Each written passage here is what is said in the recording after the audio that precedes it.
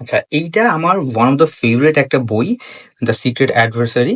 Agatha ক্রিস্টির অনেকগুলো ক্যারেক্টারের মধ্যে দুইটা ক্যারেক্টার হচ্ছে টমি অ্যান্ড টার্পেন্স। তো আগাথা ক্রিস্টি এরকম পরও মিস মার্পেল সম্পর্কে তো আমরা জানি, অ্যাড্রিনা অলিভার সম্পর্কে আমরা জানি, বাট টমি টার্পেন্সও একটা ক্যারেক্টার আছে। সিক্রেট অ্যাডভার্সারি এইটাও হচ্ছে ওয়ান অফ দ্য ফেমাস একটা বই। এইটা আমার ফেভারিট কেন, তার কারণ নীলক্ষেতে যাওয়া উদ্দেশ্য ছিল না। নীলক্ষেতের কাছেই গাউসুল আজম মার্কেটের ওখান থেকে কোনো একটা জিনিস, মানে ক্যাম্পাসের কোনো একটা কাজে কোনো একটা ব্যানার প্রিন্ট করতে গিয়েছিলাম অসময়ে। তো ব্যানার যতক্ষণে প্রিন্ট হচ্ছে ততক্ষণে নীলক্ষেত থেকে একটু ঘুরে আসার জন্য ওই ঢাবির যে মুক্তি গণতন্ত্র তোরণের কাছে যে গেট, ওই গেটের ওখানে পুরোনো বইগুলো দেখতেছিলাম।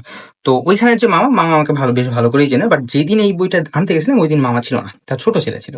তো আমি এই বইটা দেখলাম, পছন্দ হলো, দাম জিজ্ঞেস করলাম, বললো যে 50 টাকা। কারণ যে ছিল সে হয়তো বোঝে নাই যে আগাথা ক্রিস্টির বইয়ের দাম একটু বেশি হয়।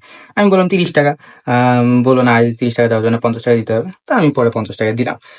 50 টাকা দিছি, বইটা প্যাকেট করে আমাকে দিছে। এই সময় মামা আসছে। মামা এসে নেয় পরে যে দেখলো বইটা, বলছে মামা কেমন আছেন, বললাম ভালো আছি। তারপরে বললো যে কত কত চাইছে, 50 চাইছে।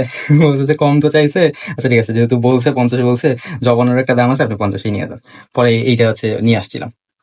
তো এইটা অরিজিনাল প্রিন্ট, এটা বেশ পুরনো। আমি এই বই থেকে সিক্রেট অ্যাডভার্সারি পড়িনি, আমার সিক্রেট অ্যাডভার্সারির আরেকটা সেপারেট বই আছে, ওই বইটা থেকে পড়ছিলাম। তো এইটা এই জন্য আমার পছন্দের একটা বই, কারণ এইটার সাথে আমার ওই নীলক্ষেতের একটা স্মৃতি যেরকম জড়িত আছে, ঠিক তার পাশাপাশি ক্যাম্পাসে ফার্স্ট ইয়ারে থাকতে ছুটির দিনে একা একা গিয়ে বই নিয়ে আসার একটা অ্যামেজিং স্মৃতিগুলো এই বইটার সাথে জড়িত আছে। এখন আসলে ওরকম ভাবে নীলক্ষেত থেকে বই কেনা হয় না, বাংলা বাজার থেকে নেওয়া হয়।